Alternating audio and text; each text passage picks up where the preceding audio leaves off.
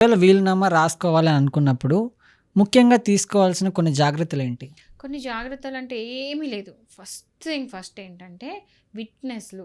ఆ విట్‌నెస్‌లు ఎట్లాంటోళ్ళని ఎంచుకోవాలంటే, హ్మ్. రేపు ఏదైనా ప్రాబ్లమ్ అయితే వాళ్ళు కోర్ట్‌కి రావాలి. హ్మ్. కోర్ట్‌కొచ్చి వాళ్ళు సాక్ష్యం ఇయ్యాలి. ఓకే. ఇప్పుడు ఊరికే డంబు ఏదో పేరుకి డమ్మీలాగా ఇప్పుడు ఇంకో పెట్టుకుంటే చిన్న డౌట్. మాత్రం ఇప్పుడు ఇంకో చిన్న డౌట్. ఇప్పుడు నేనున్నాను, వీలునామా రాశాను. నేను ఇద్దరు సాక్షులను పెట్టుకున్నాను. ఆ ఇద్దరు సాక్షులు చనిపోయారు. ఆ హ్మ్. సాక్షులు లేరు, చనిపోయారు. హ్మ్. ఇప్పుడు నా వీలునామాకి సాక్షులు గావాలి. అలాంటి సందర్భాల్లో ఎలా జరుగుతుంది మరి? ఒకవేళ వీళ్ళామెకి అబ్జెక్ట్ చేయనంత వరకు ప్రాబ్లమ్ లేదు. హ్మ్. కానీ ఒక కోర్ట్‌లో కేస్ పడింది. దానికి ప్రాబ్లమ్ అయింది. మీరన్నట్టు ఇద్దరు విట్‌నెస్‌లు చచ్చిపోతే మాత్రం వాళ్ళెవరు సాక్ష్యం ఇయ్యకపోతే ఆ వీలునామా పనికిరాదు.